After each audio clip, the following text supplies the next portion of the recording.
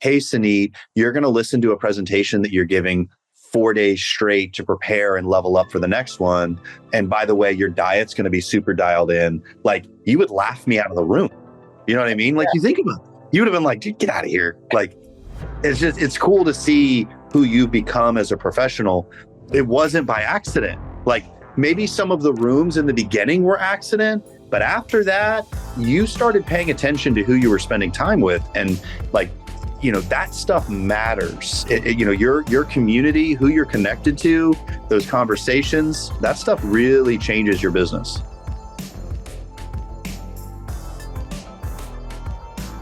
So you guys are in for a special treat.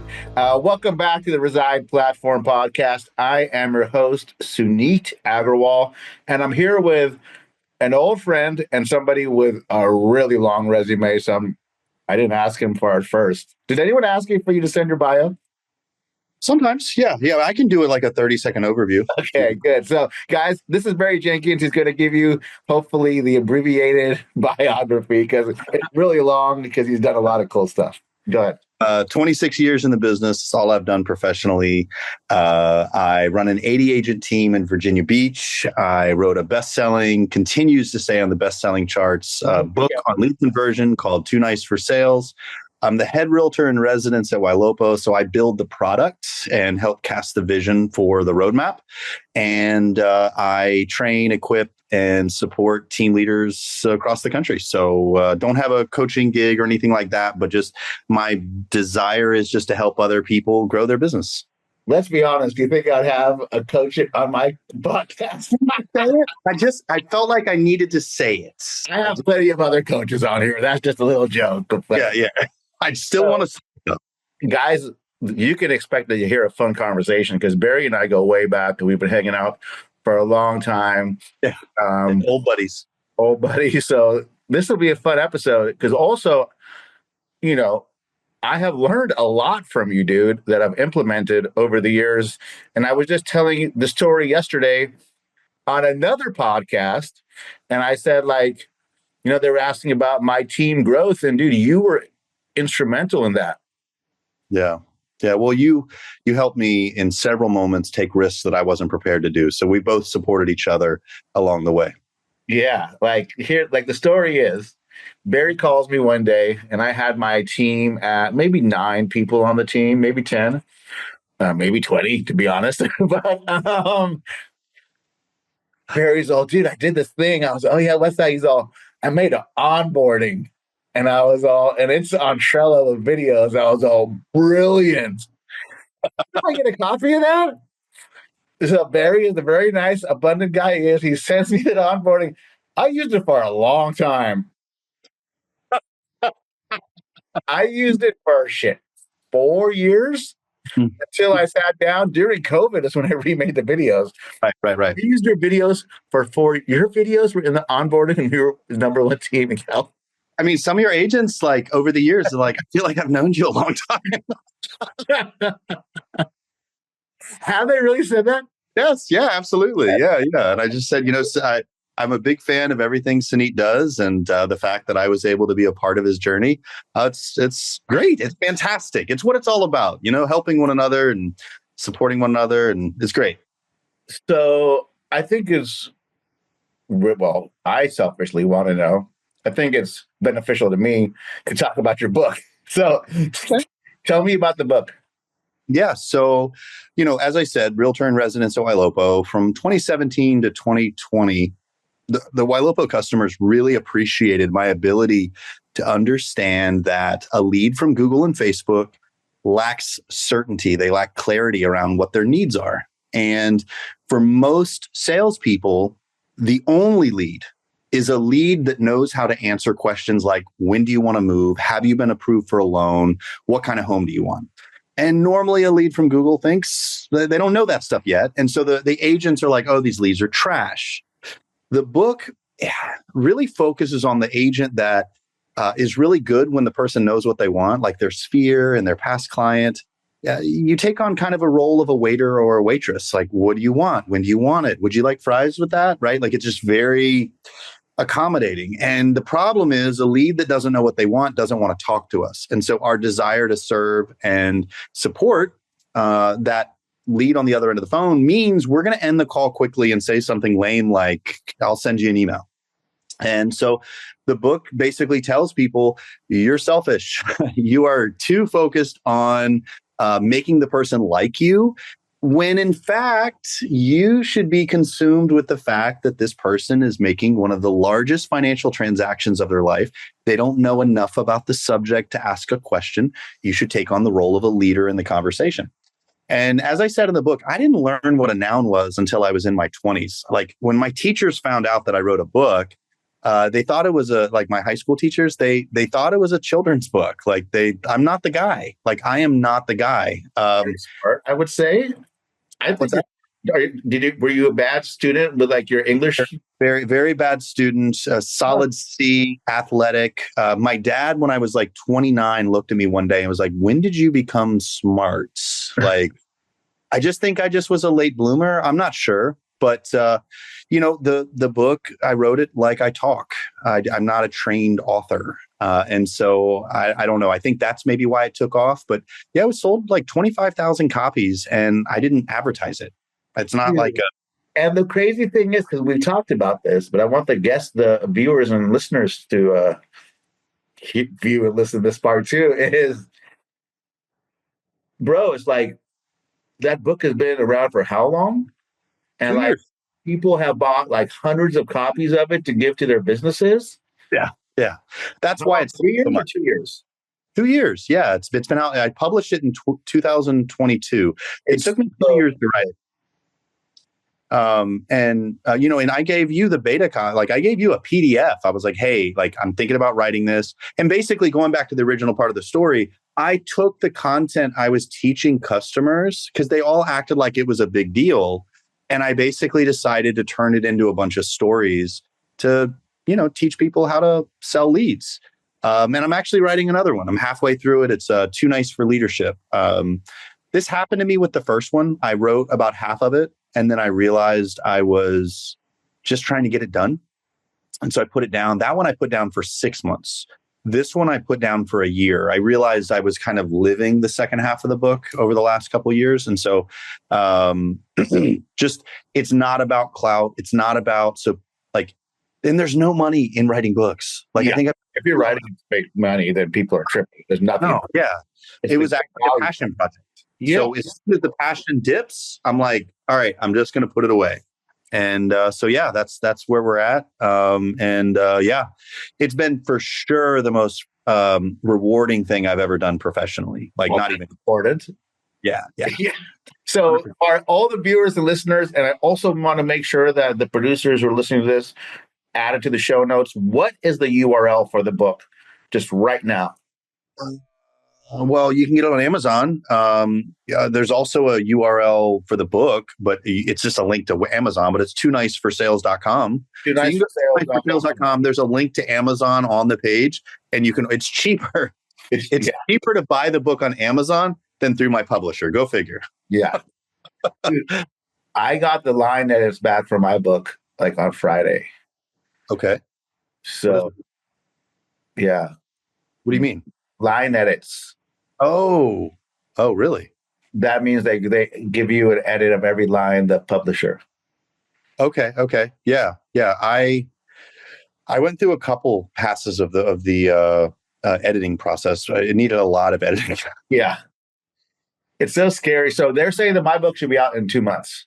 What's your book title? What's it called? Oh, dude, you know what? I had a title, but I hated what it was. So I asked John to write a title. I asked Chef Black to write a title, and he came up with one of like 4 seconds. And I sent it to the publisher, and I don't remember what it is. I would have to look. I just hope it's like Suneet the Treat. Like, I think that would be an amazing title. Don't tell people out there about that rhymes. Everybody else watching and listening, this is really funny too, because Barry's all, hey, we shouldn't have a plan for the podcast. I mean, because this is like our regular conversations. Like, he knows I always have a plan, but maybe he doesn't know that. So that's really great on the book. When's the next one going to come out? I don't know. I don't know. I mean, if I was to guess, I would probably say probably another year. So do you But sit down and write, or do you hit the mic like when you're on a walk and transcribe? I, I, the first thing I want to do is I want to decide what do I want to say. Then I decide what do I want to say about what I want to say. Then once I do that, I outline the chapters. Then once I outline the chapters, I match stories of my life to the chapter title. Sure. Then I write the stories. Then I unpack the story and provide just some context and then actionable items at the end. Dude, I'm re- that's a really solid framework. That's intentional AF. yeah. No, well, it is because I feel like people write it's like the whole time you're trying to get people to know how smart you are. And Mhm. I just want to write so that when the person finishes the chapter, they're like, all right, that moved the needle just a little bit in this department. Like I got something.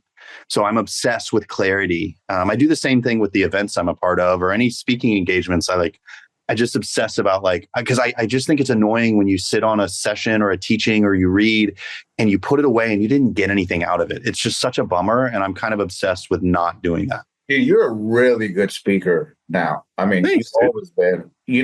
I think my mom was a public speaking professor. So literally every time I spoke, every report ever was graded by a college professor. There was not that much pressure as he's assumed, but there was a ton of pressure, which Sure, is, sure. but it doesn't matter because I crushed it. But you're a better speaker than me. So I want to give you props. Like you Oh, really get in there. what's Like that? you know your stuff when you're on stage, bro. You are killing. Yeah. You know what thank you, first of all. You know what I do? Good. Haven't I told you that like the last couple of times I saw you? Yeah. No, you always do. You always do. But you just complimented me. So we're on your podcast. So I'm going to say thank you. But I think about the person I'm talking to before I get on stage. Yeah. So who in the crowd, not like actually a person, but just a persona. Like if I'm going to teach on team management, I'm going to think about a struggling team owner and I'm going to say, all right, I'm getting ready to talk on this topic. Think about the guy or the girl in the back that's considering closing their business because they just put their lead spend on their credit card bill. Think about the content you prepared. And then, because, there's all those little fillers and the things that pop in your head as you're speaking. And if you know the person you're talking to, it kind of gives you this certainty. And one time I was speaking, it was a pretty large event. And I was in an elevator. And the night before, someone asked me what I was speaking on. And I couldn't tell the story. I was confused in my own mind. And I was like, oh my gosh, I'm going to bomb. Yeah. So I go back to the room. Yeah, I go back to the room and I redo the whole thing because I realized that I was cleared. Yeah, I redid it. I redid the whole thing because I didn't have certainty. If I couldn't tell somebody in 30 seconds what I'm about to teach on, that's a problem, right? I didn't have an elevator pitch. And so I had to go back and get that certainty. So yeah, it's a passion of mine, Suneet. I really want people to know that when you're teaching, whether it's an agent on your team or you're speaking, thinking about the message, who you're talking to, and obsessing about not obsessing about impressing them or them saying at the end, that was really good, but obsessing about changing someone's business or their life in that moment that you have their attention. I don't know. It's it really spins my top. It gets me going. Dude, I love that. Let me ask you, I have two questions. Do you listen to game film when you do the next presentation if it's the same one? I do. Yeah, I do. I think I'm obsessed with it. It's painful. It really is painful. I'll listen. John had this Tahoe event, the Tahoe, which is the flagship event, and I decided I had a new presentation. Because you got to come up with new stuff every once in a while, right? So I came up with something new, and I did it in Dallas, and it was a smaller room. Many people weren't going to be at the same event. I listened to it for like 3 days straight, bro. And when I got on stage, it was just so fluid. That's actually really amazing. I don't listen to it that much. Dude, repeat, bro. Yeah. No, that's that. Well, what you're doing is you're crystallizing what you like and you dislike about what you were talking about. And I'm sure you got some new ideas as you were talking. Like I could have done this Says, differently. hey, go long. He's all he always says fire. He's all, I need you to bring the fire. And then Yeah. this year he's all go long. I was all right. I've been listening. Like I got this thing memorized like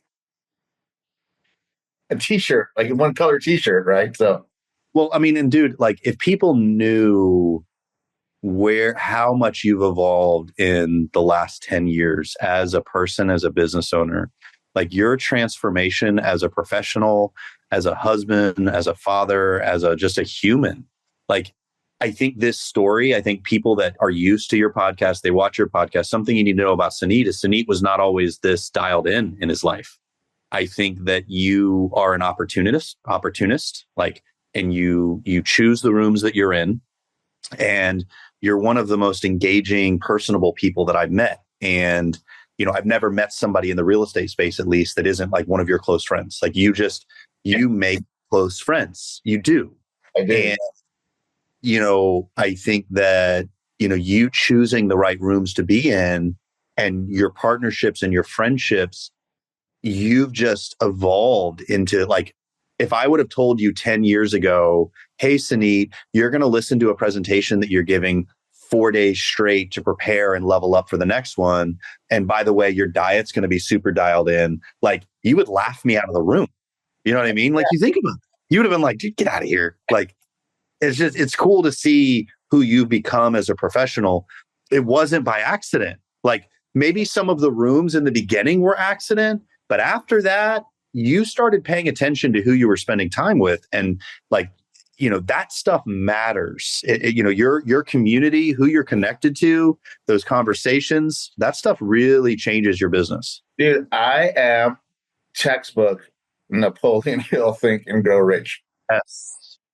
And I don't know if it's so. I just had a coaching call with someone and I went through my morning routine and my calendar, right? And when I coach people now, and everyone listening here, like there's a lot of people spending a lot of money to hear me talk about calendar management. Mm-hmm. Right. So like, and that's one of the first things I learned when I was in coaching. Yep. Right? Yep. So it's just about learning the stuff and actually doing the stuff. Well, and I still going through the divorce process over several years. 3 years. Yes, bring it on up. Super like this. When you own a lot of stuff, businesses, houses, it makes the process really difficult. And it took me to like despair and darkness in ways that I hadn't experienced in life as an adult. And one of the things that came out of it, like especially a couple of years ago, like, waking up and having a new rhythm in life, making my bed, journaling. So yeah. I've had a Remarkable 2, which is a digital notebook, since they first launched. I think it was during COVID is when it first came out. I've had that same notebook. I journal 600 pages a year, dude. And so I wake up the weeks that I have my children, I wake up at 5 a.m. The weeks that I don't, I wake up at 6 a.m.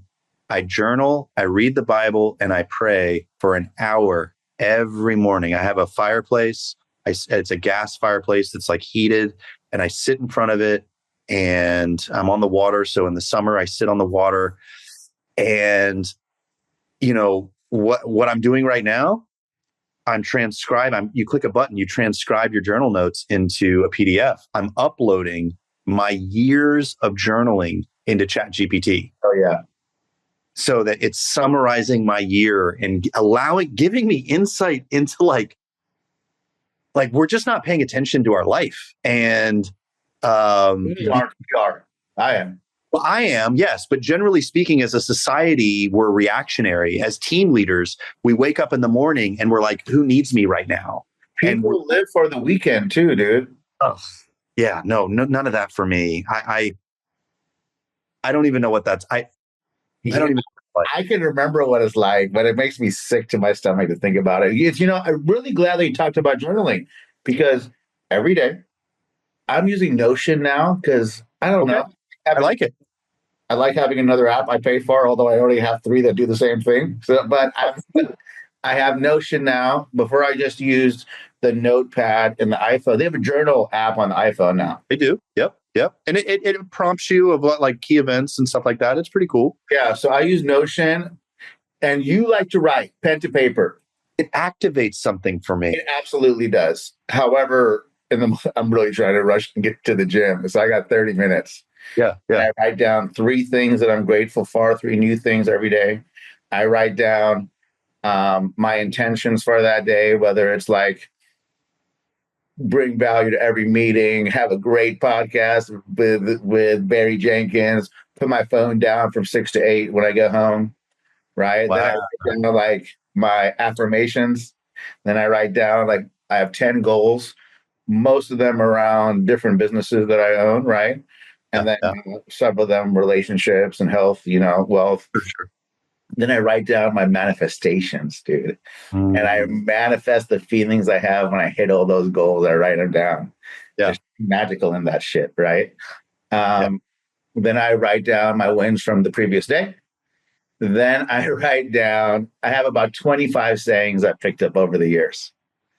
And I list them out in no order. Then at nighttime, before I go, and then I check my bank account. But then at nighttime, before I go to bed, I have a habit tracker to score the day based on my goals. I love that. And I loved because I just want to mark off every day as a fucking win, bro. If I can go to bed saying I accomplished everything I wanted to, and I don't hit the wins every day. The hardest one is to make sure you get 10,000 steps every day. I do work out, but it can be hard to get the 10,000 steps when you're sitting with 12 Zoom calls, right? In between lifts. That's what I do. Me too, but it's never 10,000 steps. Right. Because I only take 45-second break because I'm a beast. But then at nighttime, I have a habit tracker because if I can go to bed with a full day of wins, the next morning, I have momentum. I love that. Right?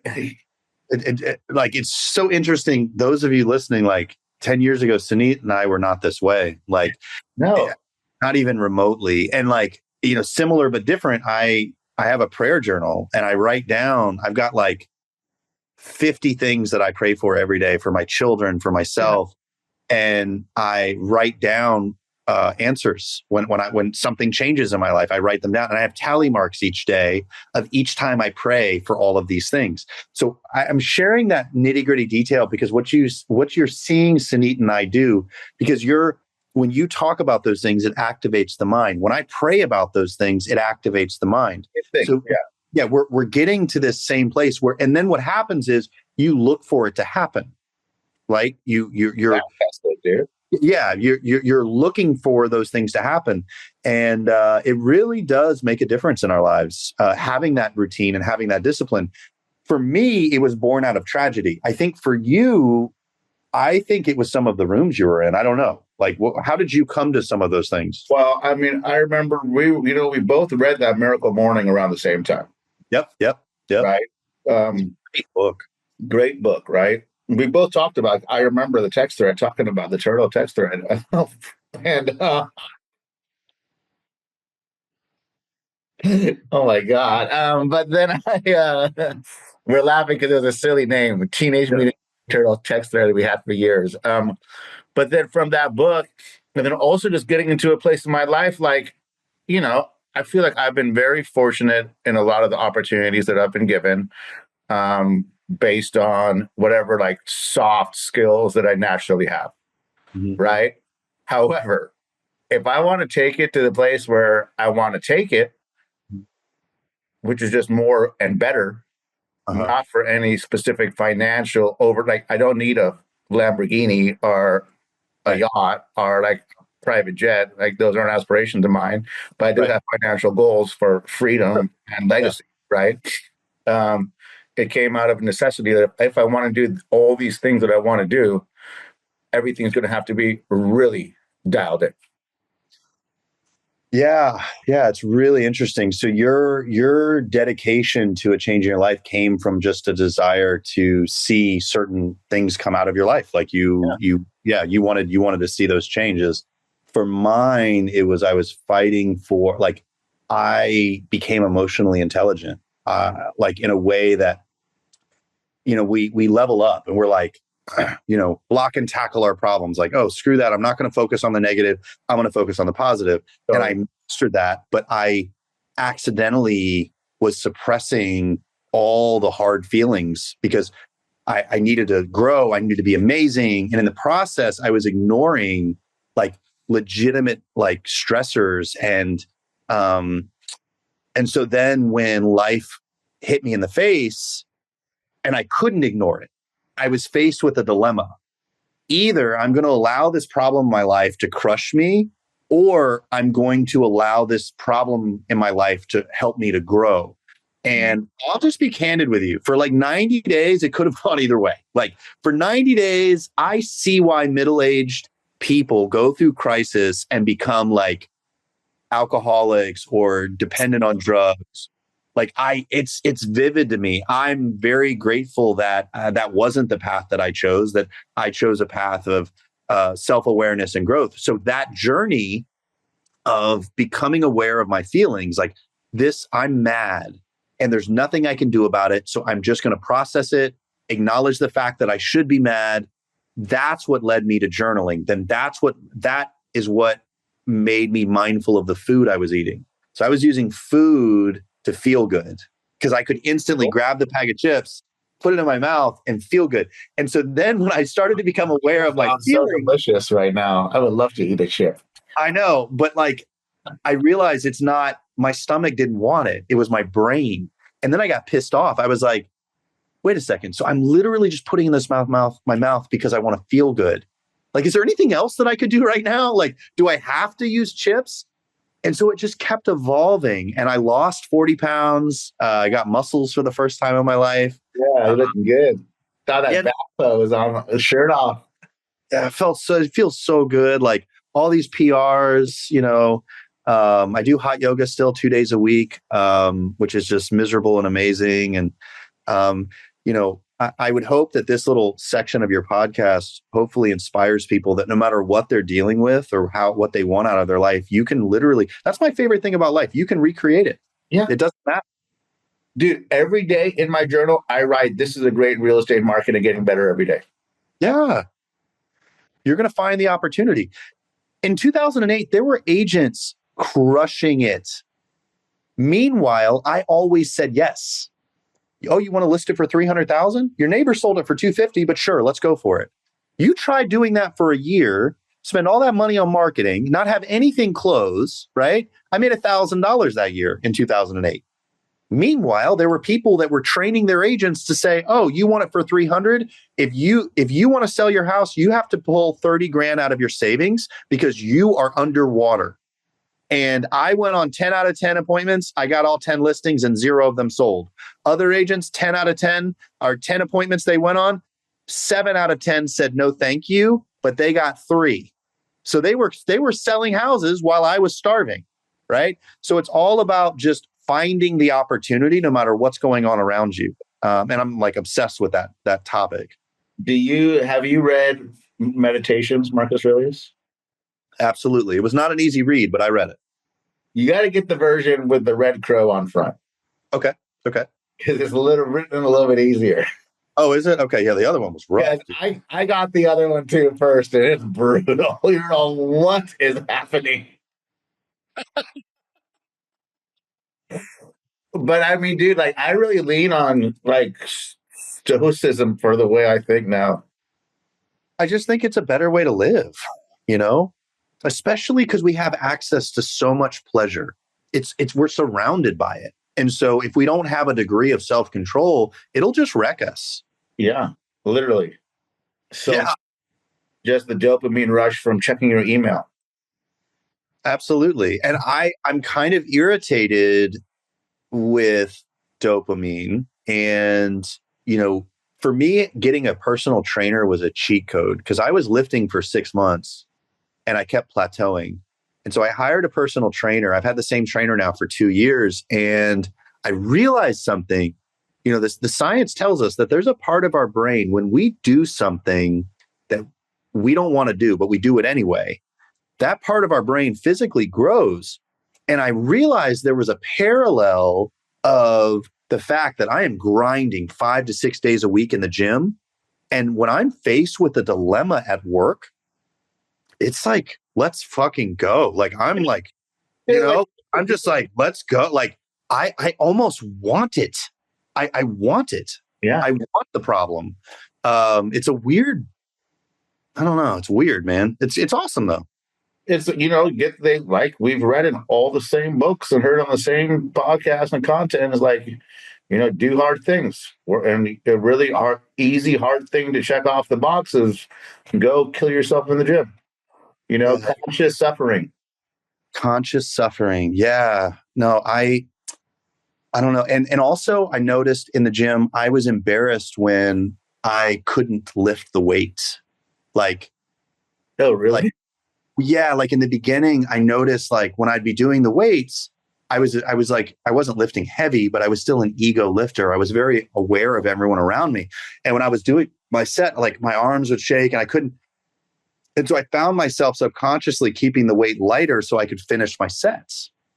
And then I worked out with some meatheads for 3 months. And the only time they got excited is when I did the weight and I couldn't finish the set because it was too heavy. And I was like, why are you guys? That's where growth is. And I was like, oh. And so the one that I worked on over the last 6 months is pull-ups. A year ago, I couldn't do any. Now I can do 21. Really? 21 in a row? I'm so proud of that. Yes. In a row with no breaks. No. 3 sets of 7. I can do 3 sets of 7. Yeah. Not. I was going to say 20. I could probably do 13 in a row. Good. But I do 3 sets of 7 with a barbell or a dumbbell strapped, like a 10-pound, 20-pound, depending on what I'm doing. And that was like, those were hard for me. They were embarrassing because I was like, it's just like so demeaning. I couldn't, you can't, they're unforgiving. And now I'm actually doing them. Right. And so now as I have business problems, I just parse through them and I love it. We had a brokerage locally that was eating me alive. They were cheaper. They were normally the brokerages that are cheaper than me were lower value and they weren't cool. And this one figured out how to be cool and have a cool culture and be cheap. And there were like 20 of my agents that didn't need leads. 20 is excessive, maybe 11. And they got them over 18 months. And everybody's like, what are you going to do? And I was like, I'm so grateful for them. And people are like, what do you mean you're grateful for them? I'm like, they created something awesome. And it's forced me to decide what kind of business do I want to run? I was trying to be everything to everybody.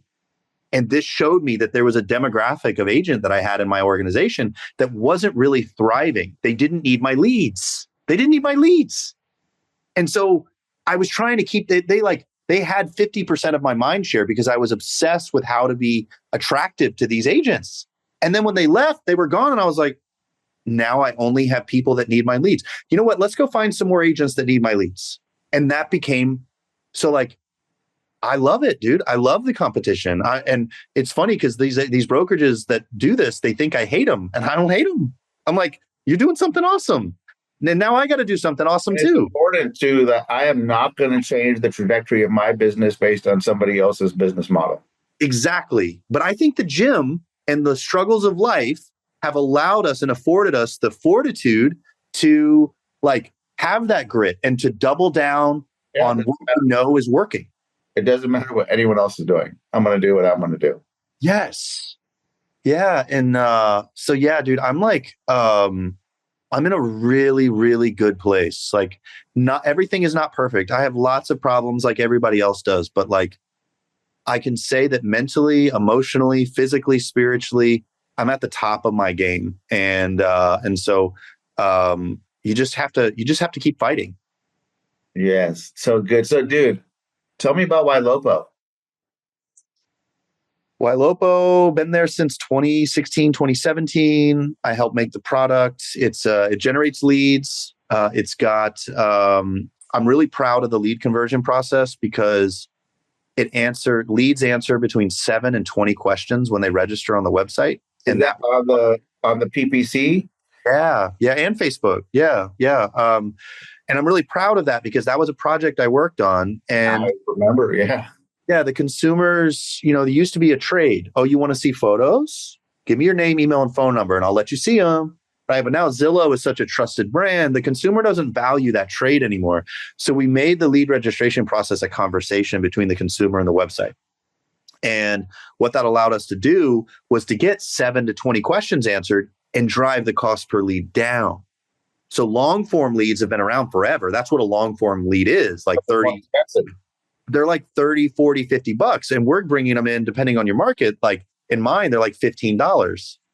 And then 2 years ago, so in 2019, we were the first to have our own AI SMS. Now, in 2019, AI was it was like categories, like, oh, they responded good, respond with this text. Oh, they responded bad, respond with this text. Sure. But then over time in 2020, 21, we had true AI. And then for the last 2 years, You guys dude, teaching a robot how to talk to humans. And 10% of all of its phone conversations are live transferred to the agent. Yeah. 10%. Like, I've never had a human ISA convert 10% of conversations. CPC leads? Yes. Yes, never. Never. Let's turn up my ad spend. Well, we're getting ready actually to launch. We'll talk about it offline, but like there's some really cool stuff with old leads that we're working on. Like, let's turn it on. Yeah. Because Nick even said, Nick, my ops guy, Nick Sievers, he's all I know he's a stud. He's all, hey, it's time you need to tell Ylopo to increase the lead spend. Well, and the partnership with Reside, like I don't know, man. I'm just so, because what you guys have been able to build in your organization, just having you guys crush it in every department, like, because it's bigger than just technology. You need the relationships, you need the coaching, you need the direction. There's so many pieces missing. You can't just buy software and expect your organization to thrive. It's like buying a box of tools and expecting to be able to fix your car. Like, it's bigger than that, Yeah. I mean, dude, we coach the team agents, right? Like, exactly. And nobody wants to do that. That's grueling work.